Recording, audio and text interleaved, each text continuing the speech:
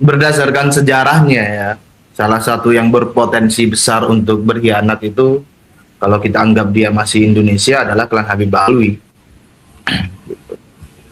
Ya, Bisa ini jadi ya saya karena kemarin ya.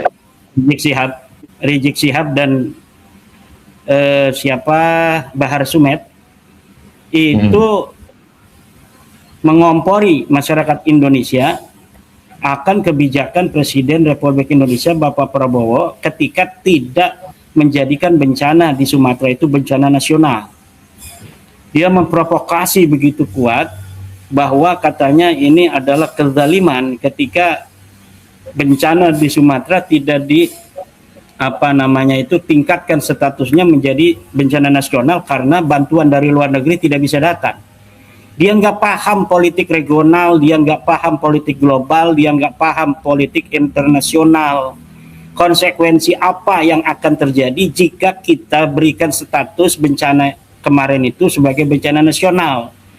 Dari sisi pertahanan dan dari sisi ketahanan ekonomi. Bukan hanya kita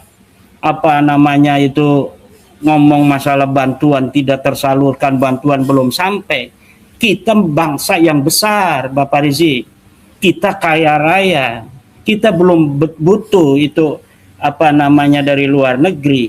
Apalagi menurut Bapak Prabowo, luar negeri itu ada yang kalau bantu setelah selesai dia minta tagihan. Jadi awalnya bantuan tapi kemudian menagih.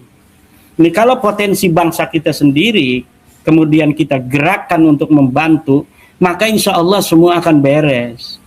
Wong di Jawa masih banyak makanan, di Kalimantan masih banyak makanan, di Sulawesi masih banyak makanan, di Papua masih banyak makanan. Masa untuk membantu saudaranya yang ada di Sumatera di beberapa titik itu tidak mampu? Adapun keterlambatan itu kan ini faktor teknis. Penyalurannya tidak mudah.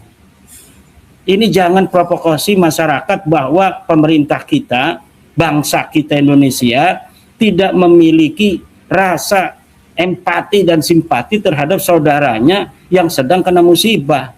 Ini adalah sebuah provokasi yang luar biasa untuk kemudian menjadikan masyarakat kita tidak percaya kepada bangsanya sendiri, tidak percaya terhadap pemimpinnya sendiri.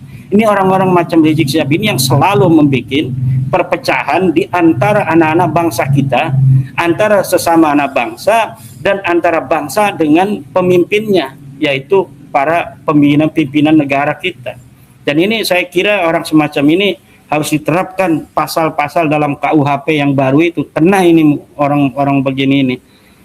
Karena sampai kapan bangsa dan negara kita akan diberi pekerjaan rumah untuk ngurusi orang semacam Rizik Sihab dan Bahar Smith ini yang selalu memprovokasi antara rakyat dengan pemerintah.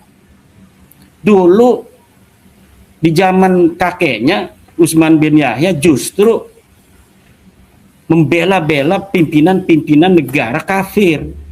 Katanya tidak boleh masyarakat untuk memberontak terhadap pimpinan, padahal pimpinannya waktu itu kafir. Utsman bin Yahya begitu kuat untuk membela pemerintah kolonial Belanda agar terus bisa menjajah di Indonesia.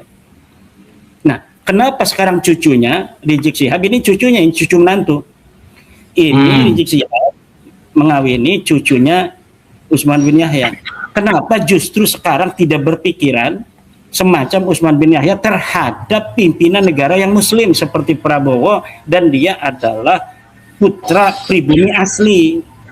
Wong dulu aja ketika pimpinannya Kristen, ketika pimpinannya orang asing, Utsman bin Yahya Ba'alawi ini mengatakan dan berfatwa agar bangsa Indonesia tidak melawan pemimpin.